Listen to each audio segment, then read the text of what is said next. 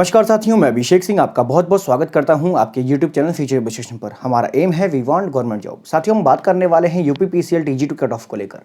साथियों, जैसा कि आंसर की आ चुका है, लोगों ने अपने आंसर की मैच कर लिए होंगे और मेरे पास काफ़ी क्वेश्चंस आ रहे थे काफ़ी दिनों से कि सर कट ऑफ नॉर्मलाइजेशन के बाद क्या जा सकती है उसको लेकर। तो साथियों, हम आज उन्हीं पे बात करने वाले हैं कि क्या फाइनल कट ऑफ जाएगी, क्योंकि लास्ट टाइम हमने बताया भी था, जो भी विद्यार्थी हमसे पुराने जुड़े हुए हैं उन्होंने देखा होगा कि एएलपी का जो हमने कट ऑफ बताया था उसमें 1-2 नंबर का ही गैप था, डिफरेंस था। और इस बार भी 5-6 हज़ार विद्यार्थियों को जो एनालिसिस है वो उसके बाद किया गया है। उन्होंने जो हमें रिव्यू भेजे हैं, जो उन्होंने अपने मार्क्स बताए हैं आफ्टर आंसर की के बाद, और जो नॉर्मलाइजेशन हो सकता है जिस पैरामीटर पे उसको लेने के बाद क्या कट ऑफ जाएगी वो हमने इस बार बताया है। तो साथियों, स्टार्ट करते हैं। सबसे पहले बात करते हैं कि लास्ट टाइम कट ऑफ कितनी गई थी। तो लास्ट टाइम अप्रॉक्स 2800 पोस्ट थी लास्ट टाइम। ये 2018 की बात है। लास्ट टाइम जो पोस्ट आई थी लगभग 2800 पोस्ट अप्रॉक्स थी, ये अप्रॉक्स। साथियों, इसमें जो कट ऑफ गई थी जनरल की, आपने देखा होगा जिन विद्यार्थियों ने इसका एग्ज़ाम दिया था, 128 पॉइंट समथिंग कट ऑफ थी जनरल की। साथियों, अगर बात करें उस टाइम पे तो सबसे बड़ी बात कि पोस्ट थी 2800, जबकि आज से आप कह सकते हैं कि 4.5 गुना इसकी पोस्ट भी थी। और अगर बात करें कि इस कट ऑफ की, तो कट ऑफ भी इस बिहाफ पे, जबकि इनका जो पोस्ट था वो काफ़ी था और कट ऑफ इस हिसाब से कम गई थी। अगर हम बात करें लेवल पे, तो लेवल उस टाइम जो लेवल था वो बहुत इजी लेवल आया था, बहुत इजी। यूपीपीसीएल का जो पेपर उस टाइम पे आया था वो बहुत इजी था अब के मुकाबले। अब बात करते हैं इस बार की। साथियों, जैसा कि इस बार पोस्ट भी कम है और जो लेवल आया है 19 तारीख का, 20 तारीख का, दूसरा आया था 27 तारीख का और 28 तारीख का। अगर इनके लेवल पे बात करें तो सबसे पहले जो पेपर हुआ 19 और 20 तारीख को चारों शिफ्टों में, उसका जो लेवल था वो मॉडरेट टू डिफ़िकल्ट था। और अगर हम बात करें 27-28 तारीख की, तो इसका लेवल जो था वो बिल्कुल पूरी तरह से ईजी था, कोई मॉडरेट भी नहीं था, ईजी लेवल था। अगर हम बात करें कंप्यूटर की, कंप्यूटर दोनों में सेम था, उसमें कोई फ़र्क नहीं था। लेकिन अगर बात करें हम इसके एग्ज़ाम पे, टोटल ओवरऑल जो 200 क्वेश्चंस आए थे ये मॉडरेट टू डिफ़िकल्ट थे, और ये लास्ट में जो पेपर आए थे 27-28 तारीख को, इसमें ईजी था। तो साथियों, नॉर्मलाइजेशन की बात करें अगर हम, कि नॉर्मलाइजेशन किस किस पैरामीटर पर पहली बात होने वाला है, तो साथियों जो 19 और 20 तारीख का जो एग्ज़ाम हुआ था, 19 तारीख और 20 तारीख का, ये जैसे कि था डिफ़िकल्ट था। तो इसलिए जिस शिफ्ट में सबसे ज़्यादा पेपर हार्ड डिफ़िकल्ट आया था उसमें नॉर्मलाइजेशन सबसे ज़्यादा होगा, सबसे ज़्यादा। पहला तो यही है, पेपर अगर हार्ड होगा तो सबसे ज़्यादा होगा। दूसरी बात आती है कि अब कितने विद्यार्थियों ने कितने क्वेश्चंस अटैम्प्ट किए, उनका ग्रॉस क्या रहा, एक्यूरेसी क्या रही, उसको ऊपर। तो अगर हम बात करें एक्यूरेसी को लेकर, दूसरा एक्यूरेसी को लेकर जो नॉर्मलाइजेशन जो होगा वो दूसरा एक्यूरेसी को लेकर होगा। तीसरी बात, काफ़ी दिनों से मैसेज आ रहे हैं और मैंने खुद भी चेक किया, हम भी जानते हैं कि 8 शिफ्टों में कई गलतियां की गई हैं पेपर में। कई अभी जो आंसर की आई है उसमें कई मिस्टेक्स हैं, सभी ने देखा है। कई लोगों ने ऑब्जेक्शन उठाए भी हैं, हमारे द्वारा उठाए गए हैं कुछ ऑब्जेक्शंस। तो उसमें पेपर में जो रॉन्ग क्वेश्चन थे, रॉन्ग आंसर सॉरी, उसको लेकर भी, तो तीनों पैरामीटर को देखते हुए ही नॉर्मलाइजेशन किया जाएगा। पेपर पहले हार्ड जो होगा, जो भी शिफ्ट में पेपर हार्ड होगा, दूसरा एक्यूरेसी कितनी रहेगी विद्यार्थी की, तीसरा जो रॉन्ग क्वेश्चंस हैं उसको हटाए जाएंगे, उसकी जो आंसर है हटाए जाएंगे। तो नॉर्मलाइजेशन उसको लेकर होने वाला है। अब लोगों ने कितना अटैम्प्ट किया है, उनकी एक्यूरेसी क्या रही है, वो आपने चेक किया ही होगा। अब बात करते हैं ओवरऑल कट ऑफ कितनी जाएगी। साथियों, जैसा कि आप जानते हैं कि लास्ट टाइम कट ऑफ 128 गई थी, पोस्ट भी ज़्यादा थी लेकिन पेपर ईजी था इसलिए।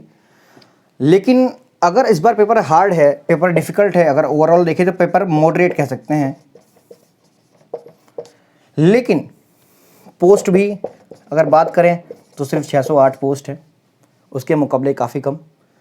पेपर उसके मुकाबले मॉडरेट आया है। तो इसका ये बिल्कुल मतलब नहीं कि पेपर जो लेवल जो कट ऑफ होगा वो कम जाए, बिल्कुल भी नहीं है।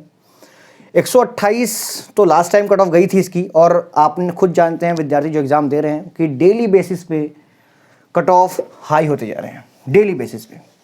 इलेक्ट्रीशियन जितने विद्यार्थी पढ़ रहे हैं, एएलपी का ले लो या फिर कोई भी सेक्टर ले लो, उसमें डेली बेसिस पे कट ऑफ का जो रेंज है वो ग्राफ हाई होते जा रहा है।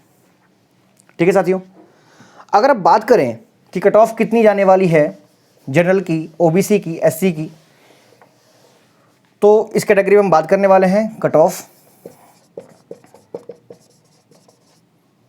ठीक है साथियों, तो जनरल, ओबीसी, एससी, इन 3 कैटेगरी में बात करने वाले हैं साथियों। आफ्टर नॉर्मलाइजेशन जो कट ऑफ जनरल की जाएगी, जो अनुमान हमने लगाया है, क्योंकि काफ़ी जो विद्यार्थी ने हमें रिव्यू भेजा, जो हमारे कोचिंग सेंटर में जितने विद्यार्थी ने पेपर एग्जाम दिया, उनका जो आंसर किया है उसके बाद, और जो क्वेश्चंस गलत हुए हैं, रॉन्ग क्वेश्चंस काफ़ी थे, हर शिफ्ट में कुछ ना कुछ क्वेश्चंस गलत रॉन्ग थे, उसके जो आंसर दिए थे उन्होंने रॉन्ग बताए हुए थे, उसके लिए ऑब्जेक्शन भी किया हुआ है। तो जो जनरल कट ऑफ जाने वाली है इस बार 138 टू 142 के बीच। जनरल की जो कट ऑफ इस बार जाएगी, पेपर कितना भी हार्ड हो या फिर मॉडरेट कह सकते हैं या फिर कुछ भी, तो जो कट ऑफ का रेंज रहेगा आफ्टर नॉर्मलाइजेशन, ये है आफ्टर नॉर्मलाइजेशन। इसमें कोई भी निराश ना हो कि कट ऑफ ये हमने बता रहे हैं तो इसमें ये बिल्कुल आप लोग इसमें सेलेक्टेड नहीं है या जो भी है। साथियों, अगली बार फिर एग्ज़ाम आएगा इसका, फिर आप लोग मेहनत करें। लेकिन जो विद्यार्थी इस बार जिन्होंने एग्ज़ाम दिया है, जिन्होंने 165, 164, ऐसे विद्यार्थी भी कई हैं जिनके इतने भी क्वेश्चन ठीक हैं, लेकिन ये बात है 27, 28 तारीख की, तो वहाँ पर भी अगर देखा जाए तो इनको वेटेज मिलेगा।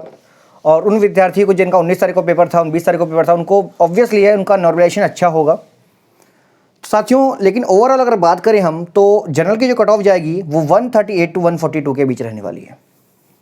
इसी के अप्रॉक्स रहने वाली है। हो सकता है 1 नंबर आगे पीछे हो सकता है, इसके बाद भी हो, लेकिन नंबर यही रहने वाला है। ओबीसी की कट ऑफ अगर हम बात करें 135 टू 140। अगर हम एससी की बात करें तो 131 टू 133 साथियों, ये कट ऑफ रहने वाली है। इसके अप्रॉक्स ही रहेगी कट ऑफ। आप लोग खुद अभी कुछ दिन में कट ऑफ डिक्लेयर हो जाएगा। आप लोग अभी ऑब्जेक्शन उठाए गए हैं तो पहले वो क्लियर होंगे, उसके बाद आप लोग खुद भी देख सकते हैं कट ऑफ जो रहेगी वो इसी के बीच रहने वाली है। ठीक है साथियों, बाकी मैंने उन सभी विद्यार्थियों के रिप्लाई देने की पूरी कोशिश करी है इस बार, जिन्होंने मुझे अपने नंबर्स, कितने क्वेश्चन उनके राइट सही कितने क्वेश्चन थे उनके, कितने उनके रॉन्ग हुए क्वेश्चंस, और मतलब उन्होंने कितने स्किप किए थे, जिन्होंने भी हमें भेजा है उसको हमने पूरी कोशिश करी है उनका रिप्लाई करने की, उनका नॉर्मलाइजेशन के बाद, और शिफ्ट वाइज कि किस शिफ्ट में एग्ज़ाम था, जिन्होंने भी हमें भेजा है उनको हमने रिप्लाई करने की पूरी कोशिश करी है कि उनके नंबर जो अप्रॉक्स बन सकते हैं वो कितने बनेंगे।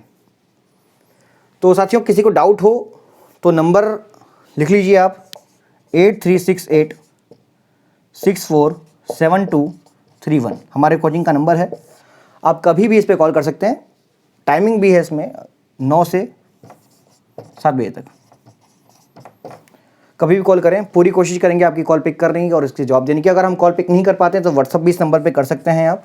ठीक है, बाकी कोई डाउट हो किसी भी चीज़ को लेकर आप लोग व्हाट्सअप करें, पूरी कोशिश करेंगे आपको रिप्लाई करने की। ठीक है साथियों, बाकी नेक्स्ट यूपी आरवीएनएल का एग्ज़ाम होने वाला है, उसको लेकर जिस विद्यार्थी का एडमिट कार्ड जैसे भी देख रहे हैं उसको लेकर जितनी भी कोई क्वेश्चंस अगर कोई हो आपके मन में, आप लोग डाउट, कोई भी डाउट हो, कोई स्टडी मटेरियल चाहिए हो तो आप डेफिनेटली व्हाट्सअप में मांग सकते हैं। पूरी कोशिश करेंगे आपको रिप्लाई करने की। ठीक है साथियों, अगर वीडियो अच्छी लगी हो तो लाइक करें, शेयर करें, सब्सक्राइब करें। धन्यवाद साथियों, जय हिंद।